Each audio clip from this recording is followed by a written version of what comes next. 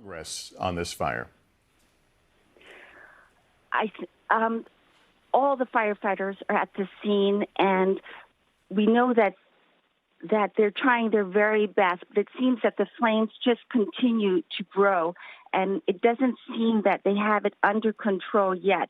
The mayor of Paris just tweeted, and she said this was a horrible fire, that everyone was to stay outside of the perimeter to let the firefighters do their job. On this fire. We know of no victims at the moment, no one injured, so that's a good sign. All the firefighters are at the scene. The Notre-Dame Cathedral is losing a lot of its beauty tonight because the damage looks so great. It's just so horrifying to watch.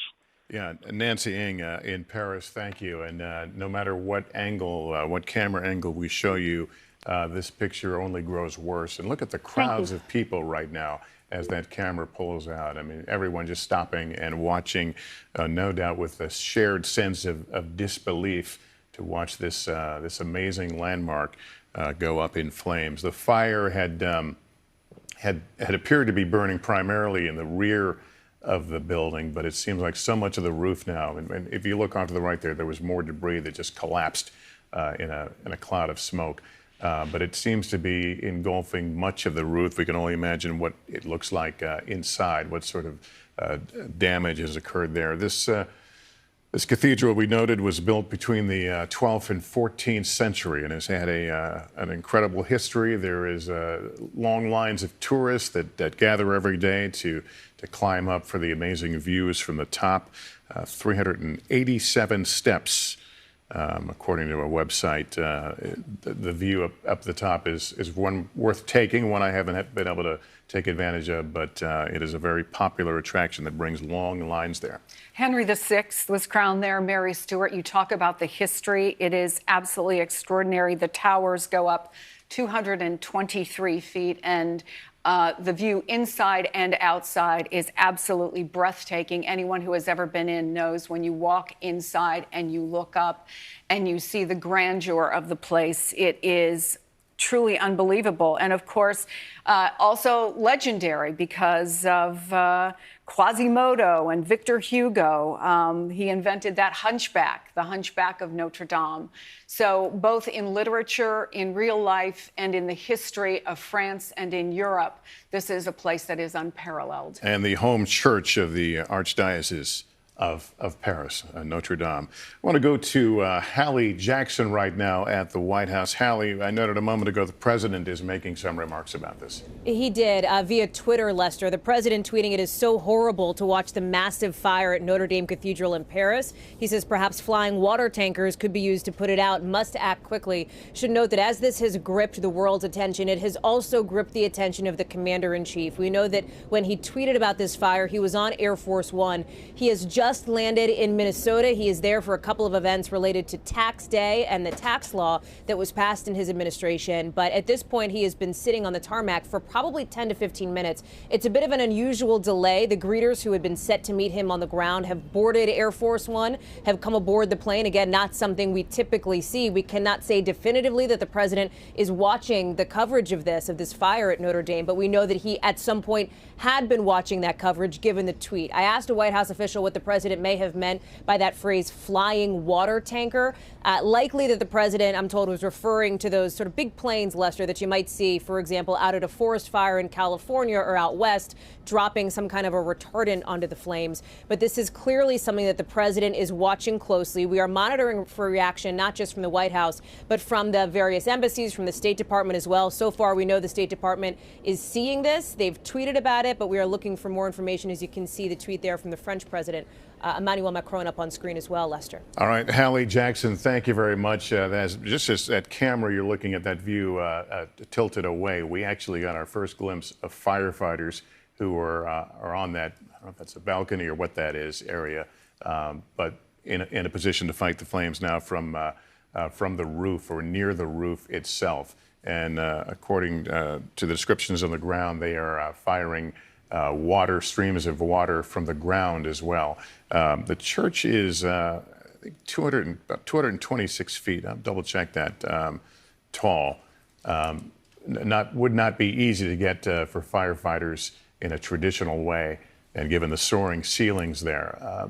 But clearly there was construction going on, and that will be the first area of investigation as to whether that could have been part of what started this horrible fire. This is a place, Lester, where they have seen tragedy before. And in fact, when Napoleon was there in 1804, it was in such a state of disrepair. And there you hear the gasps, which I don't know how many times we'll see that and we'll still be gasping.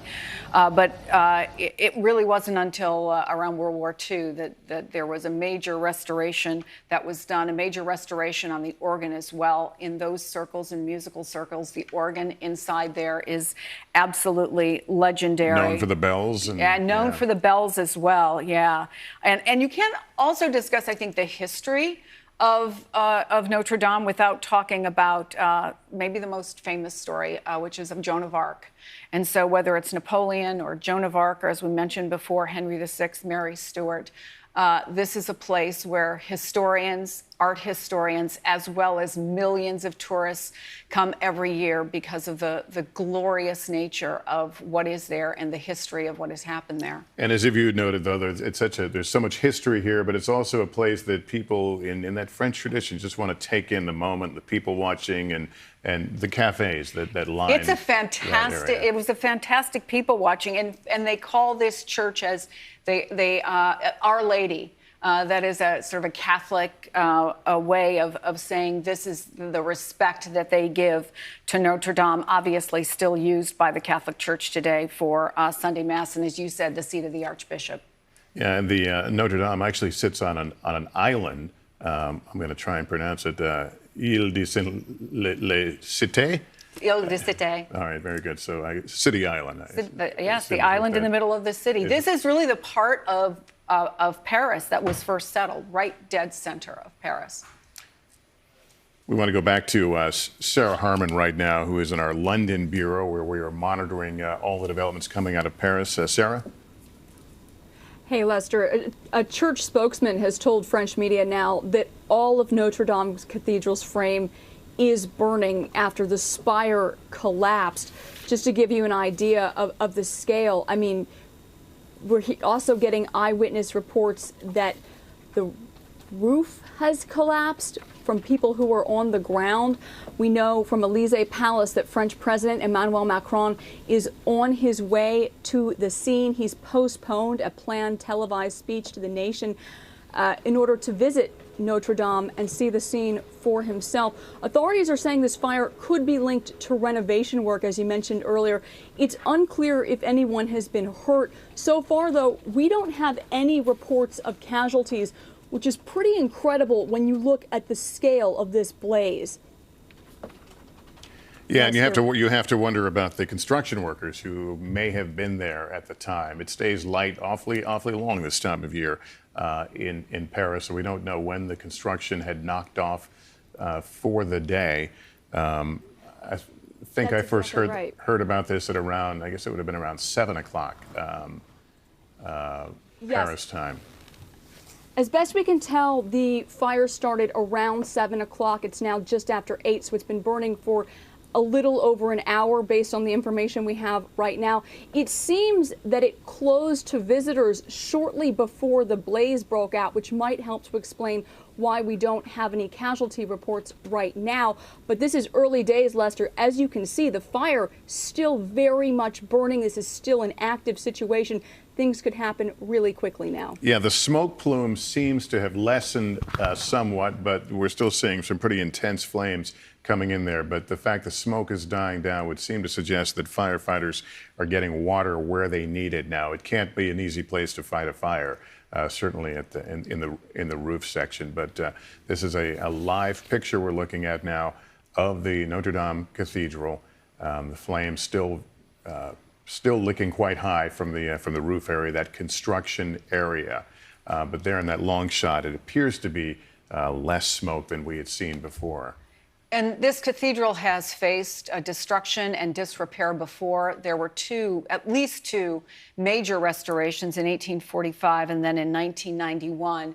But never before have we seen, Lester, what we're seeing now. The facade has remained largely intact through history to the original building of the Notre-Dame Cathedral. So what we're seeing here is beyond heartbreaking. Yeah, and there you see the firefighters. It's a tough angle they've got. They're obviously at the end of their of that telescoping truck they're on, and trying to get that water onto the fire itself. But no easy task. This is a place that architecture buffs just love to visit. You can see some of the flying buttresses there. The French Gothic design. It's one of the finest examples of the French Gothic design, and it draws people just for the architecture. You can see more firefighters there. Again, the water, they're at about as far as high as they can get without going onto the roof itself, just trying to get as much water as they can. It seems to be having some effect based on the smoke, but still lots of flame there. And there's another team going up. Obviously, anytime you have a restoration of this magnitude, and we could see in some of the early pictures just how much scaffolding there is concern, there's difficulty, there are very particular challenges with this, but it will be, and we've already heard from some officials in France that this will be the first place that they are looking for how this fire started. We should note, we mentioned a moment ago, the president had tweeted and suggested a water tanker drop. My years of reporting, I don't think I've ever seen a water tanker used in an urban fire. That's something we normally see in wildfires, so I don't think that is probably on the option list here, but I mentioned it because the president mentioned it. But this is going to have to be just getting as much water as they can to that roof, and you can see that's a tough angle there. Typically, they like to be able to shoot straight in or down onto the fire. There's also, famously, the structure itself it is wood timber. The framing of it, the interior framing of it is wood timber involving about 52 acres of trees dating back to the 12th century. And every single beam in that structure was made from an individual tree. So that lattice of the woodwork that's so famous in the cathedral was actually nicknamed the forest.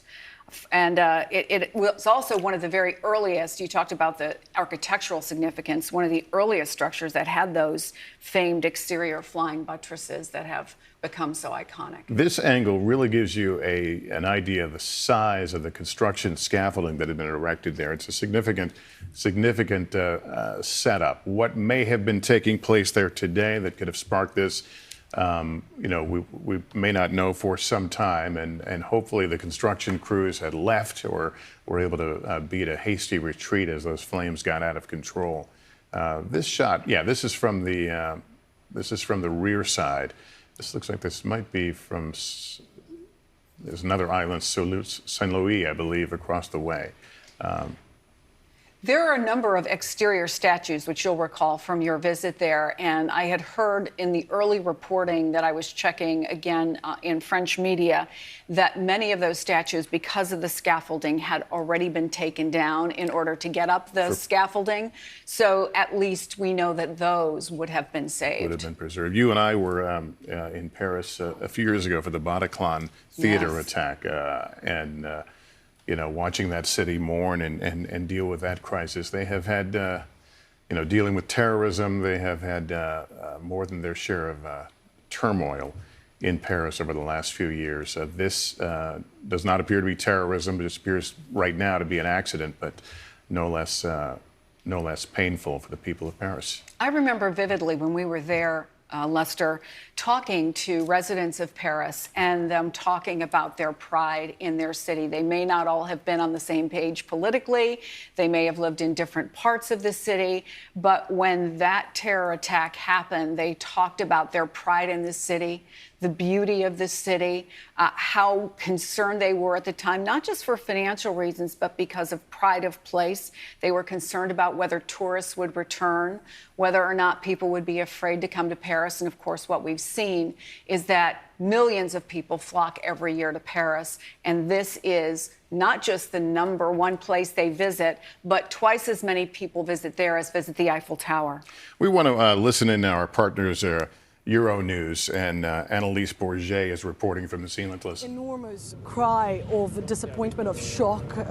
People, a lady I spoke to a few moments ago was very worried about her daughter who works nearby. For now, we have no reports of anyone being injured. Authorities are said to have evacuated the building very quickly. But it is heartbreaking to see, and everywhere around me right now, people have their phones up or they're simply fixated in that picture of the smokes, the thick smokes going up, and the roof that has now completely collapsed. There is nothing left, or nearly nothing left, of the Notre-Dame roof. This is a very symbolic monument for Paris, a very important monument for the whole of the country. And so you can only imagine what the streets of Paris are like right now.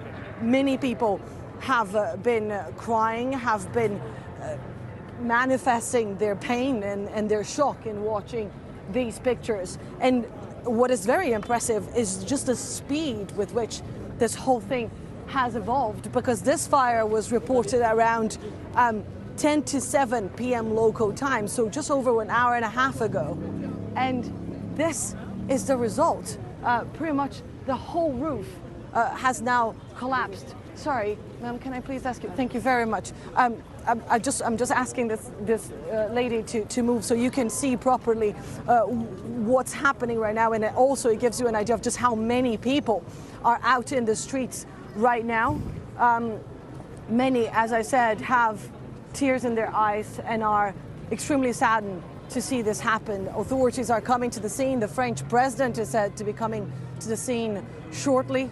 The mayor of Paris, whose office is just nearby, has already been to the Notre-Dame. And so it's a really, obviously a really, really sad day for Paris. Thank you very much, Annalise Bourget. Now, we'll be coming back to you, obviously, throughout the evening. That's dipping into our partners at Euronews. Annalise Bourget reporting from the scene there. And you can see now firefighters getting some healthy amount of water in the area where the most intense flames are coming out. There's more firefighters working along a balcony, if you will, trying to position a place to get, you can see the flames now licking inside. Very, very difficult, very challenging building for firefighters to get a handle on this. If you're just joining us, this is the Notre Dame Cathedral in Paris, heavily engulfed in flames. The spire has collapsed, its main spire has collapsed, and we're told the roof has collapsed and the interior walls are suffering significant damage as well. This occurred a little after, maybe a little before 7 o'clock this evening, early evening at least, in Paris. Around 2 o'clock Eastern time, a time when, according to what I saw, Chris Jansen is here with what I saw on the web, I think they closed at 6:45 for tourists. So it's been around the same time that tourists were exiting that this broke out. But it is, from all the accounts we're getting, it has brought Paris to a standstill, all eyes looking in the direction of the plume of smoke and the brilliant flames that can be seen for appear to be several miles based on some of the pictures we've had from Paris. 13 million people visit this every year, and the exterior obviously so iconic, and there are all kinds of biblical stories that are illustrated on the exterior of this building, which you now see in flames. And part of the reason for that, and it's not unique to this cathedral, but when this was built, it began construction in the 1100s. The first round of it finished in the mid, I think, 1200s. Most of the people were illiterate. And so the Bible stories were actually part of the architecture. It was in some ways a book for the Catholic faithful who could not read, to see those stories displayed without even going inside the cathedral.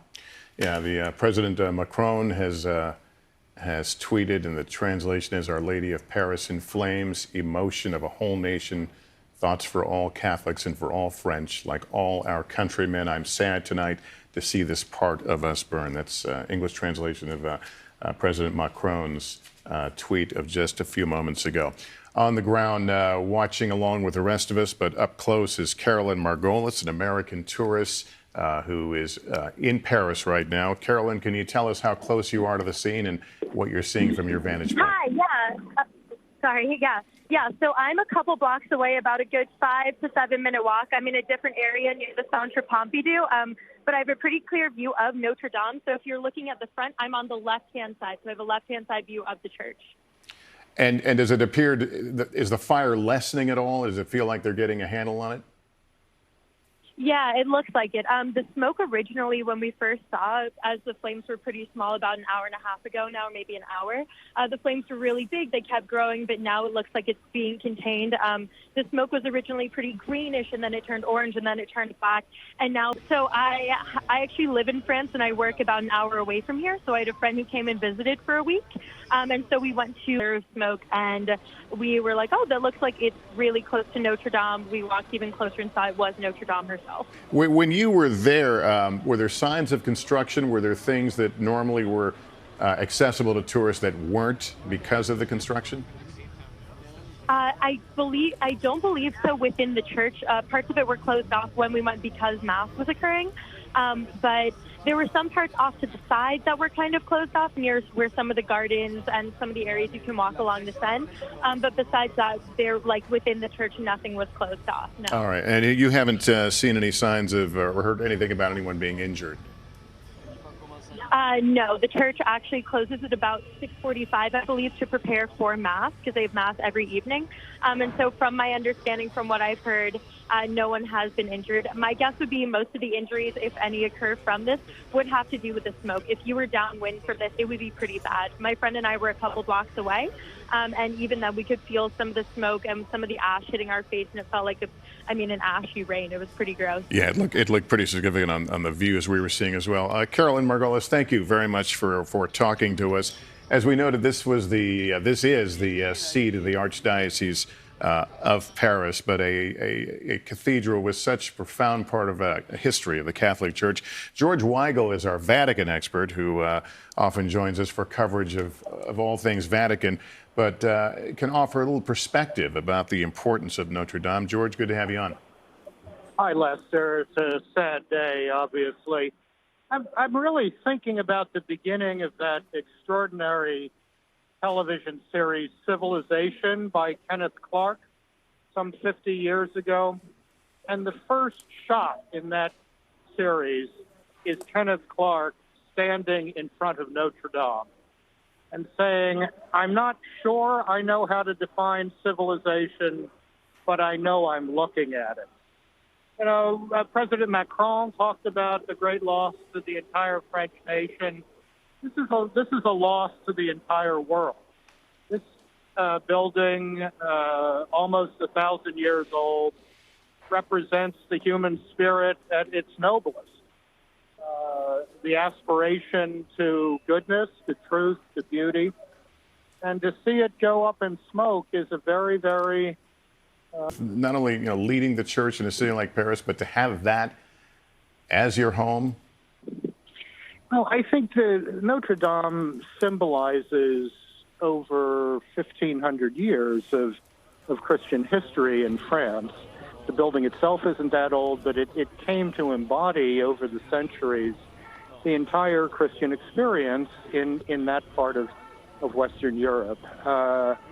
And it's wonderful architecture and glass, I think, embodied the human spirit rising for something, seeking something nobler than our own self-aggrandizement, seeking something transcendent.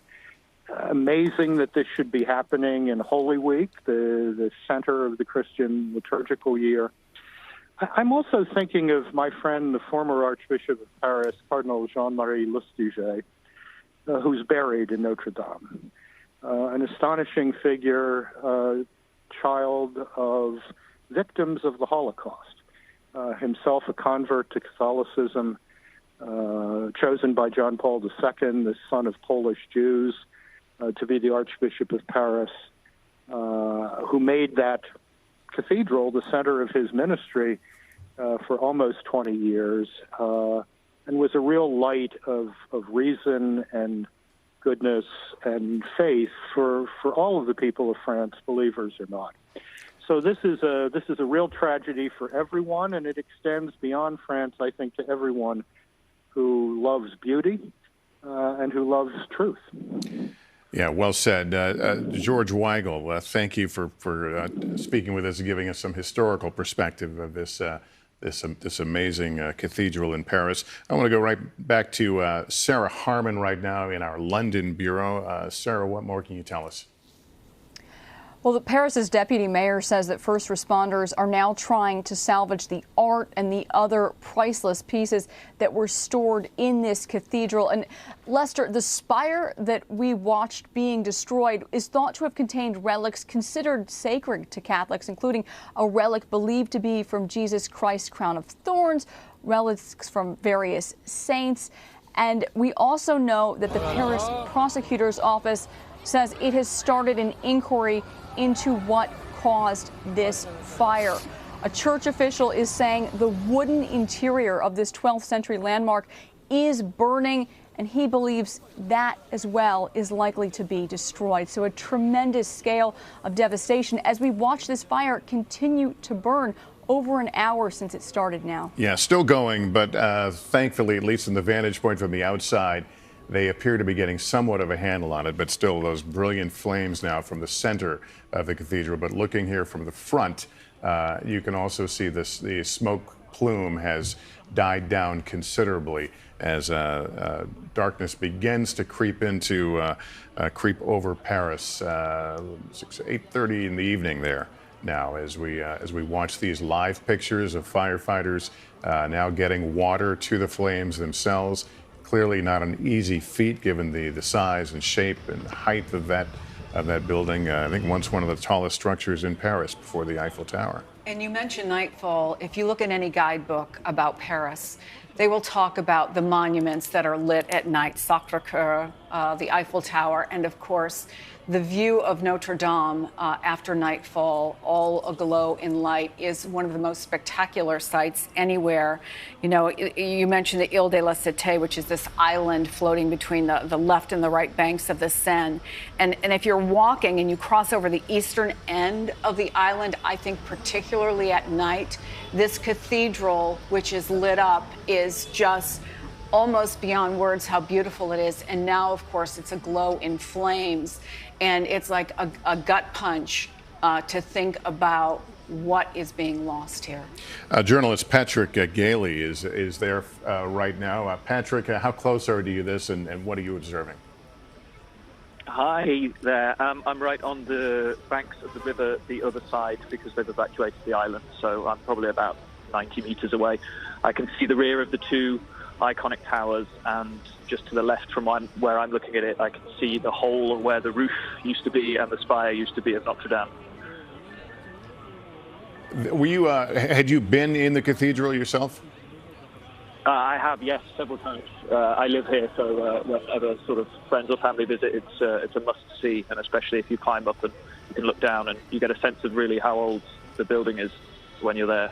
We're looking at the building, we're looking at the flames, but can you look around and tell me what it is like on the streets right now for Parisians and tourists alike to stand and watch this occur? Yeah, certainly. So I was there the moment that the spire fell down. It was clear that it was going to come down because of the way the fire was going. There was a huge crowd gathered just outside the town hall, which is the other side of the river. And when the tower came down, there were people crying, gasps, shouts of disbelief. Now, as the evening sets in, I'm on the banks of the Seine. People are sat quietly taking photos. They're talking to their friends. Some people have opened bottles of wine, and they're just taking in a scene with a sort of quiet shock and disbelief. Yeah. And you mentioned you live in Paris, and this is the must-go-to place, I'm sure, when you have visitors. Yeah, certainly. It's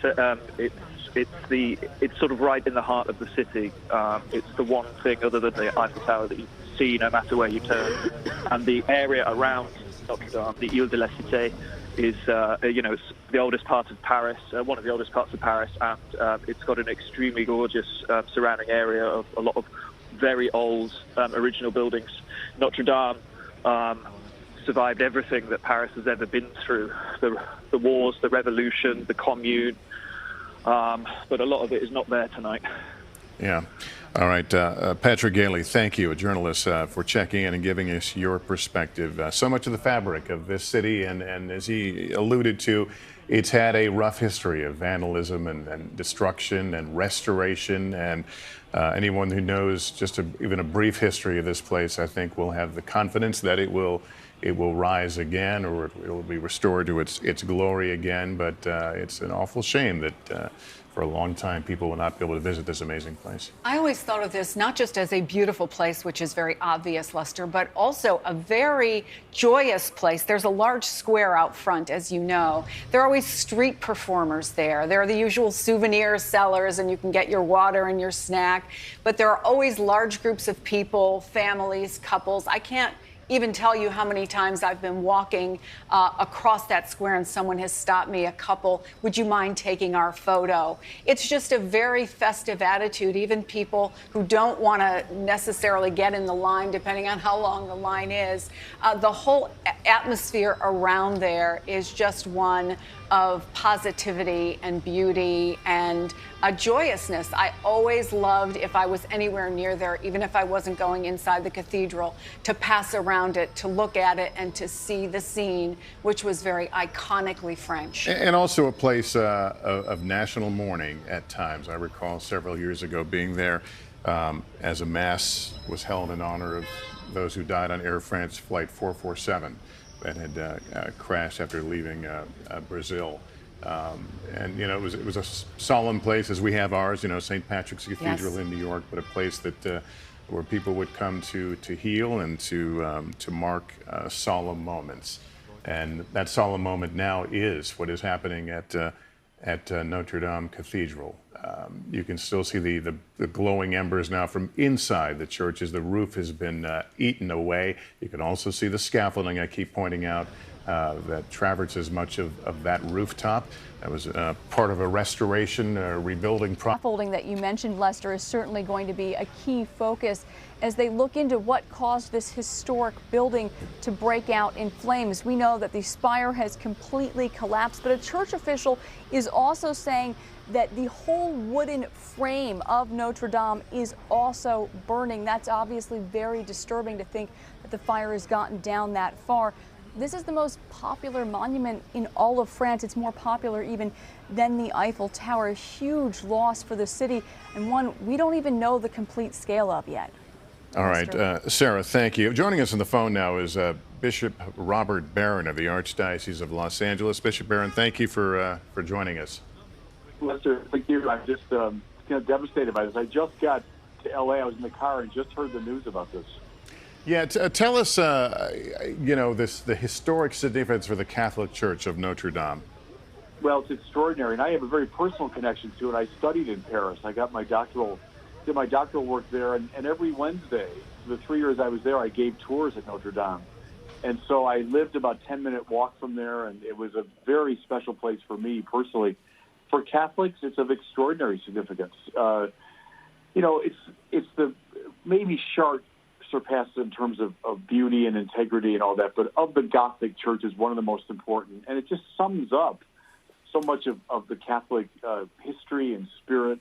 It's meant to symbolize the body of Christ, meant to symbolize the cross, which you can see in the design of the cathedral. This one has survived so much. It survived war and revolution and social change. And that's what's so devastating as I look at these pictures that after 800 years, to see it compromised this severely. And then those windows, there are so many windows from the 13th century in that building. And I'm chagrined to think that they would be compromised. But and maybe you can enlighten us on the spire that we watched crash down a little while ago. I understand that it contains significant relics. Well, I'm so puzzled by that. When I was in Paris, the relics were in the trésor, so-called, the treasury. I don't know if they're in that spire. That spire was constructed in the 19th century. It's very beautiful. I'm looking at it now burning, which is heartbreaking. It's very striking, but it was part of the 19th century renovation of Notre-Dame. But much of that building is is authentically medieval, especially the windows, which are magnificent. And there are a number of, burial crypts inside the cathedral. Yeah, sure. Bishops and the kings are buried up in Saint Denis, but yeah, we have bishops going back to the early Middle Ages buried there. But it's a spiritual center, for Catholicism, but also I'd say for all of Europe, it's a spiritual center. And then from a cultural standpoint, as it was just said a few minutes ago, the most visited site in Paris, meaning one of the most visited sites in Europe. But it's heartbreaking as I look at these pictures, because I used to so often see Notre Dame there from the back. I would sit there by the Seine to read or to go for a walk, and it's the most magnificent site overlooking the Seine. So it's devastating to me, personally, as well as to all Catholics. Bishop Barron, good to talk to you again. Thank you for joining us in our coverage here. You're quite welcome. President Emmanuel Macron of France says the fire that's consuming Notre Dame is taking part of everyone in France with it. President Trump is speaking about it. Now let's listen. No cathedral. I think I could say there's probably no cathedral in the world like it. It's a terrible scene. They think it was caused by, at this moment they don't know, but they think it was caused by renovation. And I hope that's the reason. Renovation, what's that all about? But it's a terrible sight to behold.